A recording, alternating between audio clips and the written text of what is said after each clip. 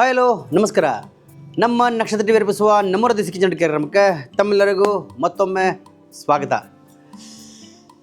ಈ ದಿನ ಸ್ಪೆಷಲ್ ಏನಪ್ಪ ಅಂದರೆ ನಿನ್ನೆ ನಿಮಗೊಂದು ರೆಸಿಪಿ ತುಂಬ ಮಾಡಿ ತೋರಿಸಿದ್ವಿ. ಅದು ಏನಪ್ಪ ಅಂದರೆ ಬ್ರೆಂಜಿಂಬಾತ್ ಮಾಡೋದನ್ನು ನಿಮಗೆ ಹೇಳ್ಕೊಟ್ಟಿದ್ವಿ. ಅದ್ರ ಜೊತೆಗೆ ಆಲೂಗಡ್ಡೆ ಸಾರಿದ್ರೆ ಸೌಜಿ ಸ್ಟೈಲಲ್ಲಿ ಮಜಾನೇ ಮಜಾ. ಹಾಗಾಗಿ ಇವತ್ತು ನಾವು ಆಲೂಗಡ್ಡೆ ಸಾರು ನಮ್ಮ ಸೌಜಿ ಸ್ಟೈಲಲ್ಲಿ ಹೇಗೆ ಮಾಡೋದನ್ನು ಹೇಳ್ಕೊಡ್ತೀನಿ. ಸ್ವಲ್ಪ ಪ್ರೊಸೀಜರು ಸ್ವಲ್ಪ ಎಕ್ಸ್ಪ್ಯಾಂಡ್ ಇರ್ತಿದ್ದು, ಆದರೆ ರುಚಿ ಮಾತ್ರ ಟೇಸ್ಟ್ ಆಗಿರುತ್ತೆ. ಬನ್ನಿ ತಡ ಮಾಡಿದೆ ಇವತ್ತಿನ ಈ ಆಲೂಗಡ್ಡೆ ಸಾರು ಹೇಗೆ ಮಾಡೋದನ್ನು ಹೇಳ್ಕೊಡ್ತೀನಿ. ಬನ್ನಿ ಸ್ಟಾರ್ಟ್ ಮಾಡೋಣ. ಅದಕ್ಕೆ ನಾನು ಕಟ್ ಮಾಡೋಂಥ ಕೊತ್ತಂಬರಿ ತೊಗೊಂಡಿದ್ದೀನಿ, 2 ಈರುಳ್ಳಿ 2 ಟೊಮೆಟೊ ತೊಗೊಂಡಿದ್ದೀನಿ, ನಂತರ ಶುಂಠಿ ಬೆಳ್ಳುಳ್ಳಿ ಪೇಸ್ಟು ಒಂದು 4 ರಿಂದ 5 ಆಲೂಗಡ್ಡೆ ತೊಗೊಂಡಿದ್ದೀನಿ. ಈಗ ಒಲೆ ಹಚ್ಚಿ ಅದ್ರ ಮೇಲೆ ಈರುಳ್ಳಿ ಇಟ್ಟು ಸುಡಬೇಕು. ನೋಡಿ, ಇದಾದ ನಂತರ ಕೊಬ್ಬರಿ ಕೂಡ ಸುಡ್ಕೋಬೇಕು ನಾವು. ನೋಡಿ, ಅದನ್ನು ಕೂಡ ಕ್ಲೀನ್ ಸುಟ್ಕೊಂಡಿದ್ದೀನಿ. ಜಾಸ್ತಿ ಸುಡೋಕೆ ಹೋಗಬೇಡಿ, ಲೈಟಾಗಿ ಸುಟ್ಕೊಡಿ ಸಾಕು. ಈಗ ಸುಟ್ಕೊಂಡಿರೋಂತಹ ಮಸಾಲನ್ನ ಗ್ರೈಂಡ್ ಮಾಡೋ ಟೈಮು. ಈಗ ಅದೇನು ಮಾಡೋಣ, ಕೊಬ್ಬರಿ ಮತ್ತು ಈರುಳ್ಳಿ ಚಿಕ್ಕದಾಗಿ ಕಟ್ ಮಾಡಿಕೊಂಡು ಒಂದು ಮಿಕ್ಸರ್ ಗ್ರೈಂಡಲ್ಲಿ ಹಾಕ್ಕೊಳ್ಳೋಣ. ನೋಡಿ, ಹಾಕ್ಕೊಂಡು ಅದ್ರ ಜೊತೆಗೆ ನಾವು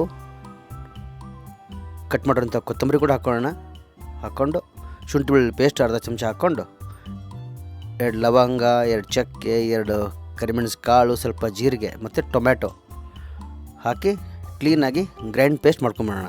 ನೋಡಿ, ಈಗ ನಮ್ಮ ಗ್ರೈಂಡ್ ಪೇಸ್ಟ್ ರೆಡಿಯಾಗಿದೆ. ಆಲೂಗಡ್ಡೆ ಸಾರಿಗೆ ಒಗ್ಗರಣೆ ರೆಡಿ ಮಾಡೋ ಸಮಯ. ಈಗ ಅದೇನು ಮಾಡೋಣ, ಮತ್ತೆ ಒಂದು ಈರುಳ್ಳಿ ತೊಗೊಳ್ಳೋಣ, ಕಟ್ ಮಾಡ್ಕೊಂಡು ಚಿಕ್ಕದಾಗಿ ಕಟ್ ಮಾಡ್ಕೊಳ್ಳೋಣ. ನಂತರ ಏನು ಮಾಡೋಣ, ಗ್ಯಾಸನ್ನು ಹಚ್ಚೋಣ. ಗ್ಯಾಸ್ ಮೇಲೆ ಒಂದು ಪಾತ್ರೆ ಇಟ್ಟು ಅದರಲ್ಲಿ ಎಣ್ಣೆ ಹಾಕೊಳ್ಳೋಣ.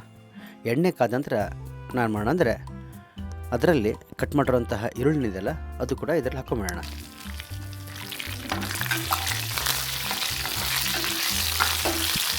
ಜೊತೆಗೆ ನಾವು ಆಲೂಗಡ್ಡೆ ಕಟ್ ಮಾಡ್ಕೊಡಲ್ಲ ಅದನ್ನು ಕೂಡ ಇದರಲ್ಲಿ ಹಾಕ್ಕೊಂಡು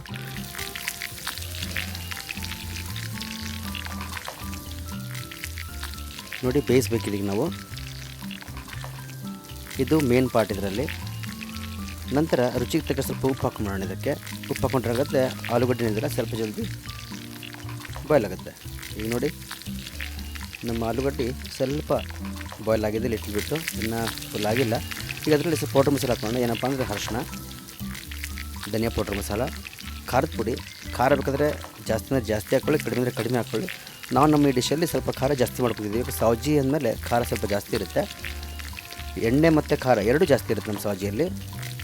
ಈಗ ನೋಡಿ, ನಾನು 4 ಚಮಚನೂ ಖಾರ ಪುಡಿ ಹಾಕ್ಕೊಂಡು ಈಗ ಇದನ್ನು ಕ್ಲೀನಾಗಿ ಮಿಕ್ಸ್ ಮಾಡ್ಕೊಳ್ತಿದ್ದೀನಿ. ನೋಡಿ, ಈಗ ಒಂದು 15 ನಿಮಿಷ ಇದು ಬಾಯ್ಲ್ ಮಾಡ್ಕೊಂಬಿಟ್ಟು ನಂತರ ಏನು ಮಾಡೋಣ, ನಾವು ಗ್ರೈಂಡ್ ಮಾಡೋಂಥ ಪೇಸ್ಟ್ ಕೂಡ ಇದ್ರಲ್ಲಿ ಹಾಕ್ಕೊಂಬಿಟ್ಟು ಒಂದು 10 ನಿಮಿಷ ಮತ್ತೆ ನಾವು ಇದು ಬೇಯಿಸ್ಬಿಟ್ರೆ ನಮ್ಮ ಆಲೂಗಡ್ಡೆ ಸಾರು ರೆಡಿ ಆಗಿರುತ್ತೆ. ನೋಡಿ, ಕಲರ್ ನೋಡಿ ಎಷ್ಟು ಬಿಟ್ಟಿದೆ ಎಣ್ಣೆ. ಬೇಕಾದರೆ ಸ್ವಲ್ಪ ನೀವು ಗಟ್ಟಿ ಇದ್ದರೆ ನೀರು ಕೂಡ ಹಾಕ್ಕೋಬೋದು. ಈಗ ಇನ್ನೂ 10 ನಿಮಿಷ ನಾವು ಇದನ್ನು ಬಾಯ್ಲ್ ಆಗಿಬಿಡೋಣ. ಬಾಯ್ಲ್ ಆಗಿಬಿಟ್ರೆ ನಮ್ಮ ಸೌಜಿ ಸ್ಟೈಲಲ್ಲಿ ಆಲೂಗಡ್ಡೆ ಸಹ ರೆಡಿಯಾಗಿರುತ್ತೆ. ನೋಡಿ, ಕುದೀತಾ ಇದೆ. ಈಗ ಮೆಲ್ಲಕ್ಕೆ ನೋಡಿ ಎಣ್ಣೆ ಕೂಡ ಬಿಡ್ತಿದೆ ಬಾರ್ಡ್ರಲ್ಲಿ. ಎಣ್ಣೆ ಬಿಡ್ತಿದೆ ಅರ್ಥ ಏನಂದರೆ ಇದು ರೆಡಿಯಾಗಿ ಬಂದಿದೆ ಅಂತ ಅರ್ಥ. ನೋಡಿ, ಎಣ್ಣೆ ಬಂತಲ್ಲ, ನೋಡಿ ಎಣ್ಣೆ ನೋಡಿ ಹೆಂಗೆ ತೇಲ್ತಿದೆ ಮೇಲೆ. ಈಗ ನಮ್ಮ ಆಲೂಗಡ್ಡೆ ಸಾರು ರೆಡಿ. ಪ್ಲೇಟಿಂಗ್ ಮಾಡೋ ಸಮಯ. ಬನ್ನಿ ಪ್ಲೇಟಿಂಗ್ ಮಾಡ್ಕೊಳ್ಳೋಣ.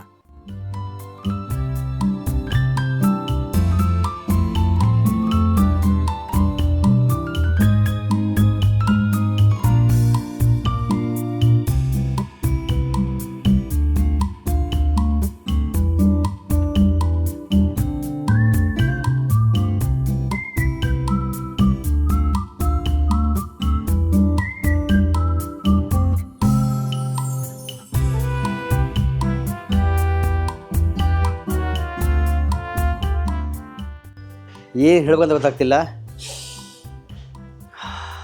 ಆ ಪರಿಮಳ, ಆ ಆಲೂಗಡ್ಡೆ ಸಾರು ಘಮ ಘಮ ಅನ್ನಿಸ್ತಲ್ಲ. ಇದು ನೀವು ಚಪಾತಿ ಜೊತೆಗಾರ ತಿನ್ನಿ ಒಂದು, ಅಥವಾ ಅನ್ನ ಜೊತೆಗಾರ ತಿನ್ಬೋದು. ಬ್ರೆಂಜಿಂಬಾತ್ ಜೊತೆಗೆ ತಿಂದುಬಿಟ್ರೆ ಇದು ಮಾತ್ರ ಸೂಪರ್ ಕಾಂಬಿನೇಷನ್ನು.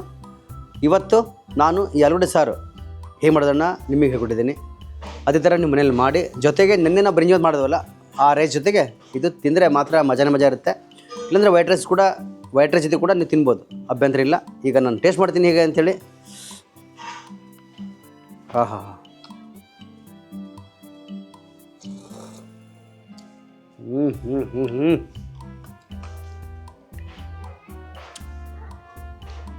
ವೀಕ್ಷಕರೇ, ಈ ಸಾರು ಏನಾರು ನೀವು ಮನೇಲಿ ಮಾಡಿಬಿಟ್ರೆ,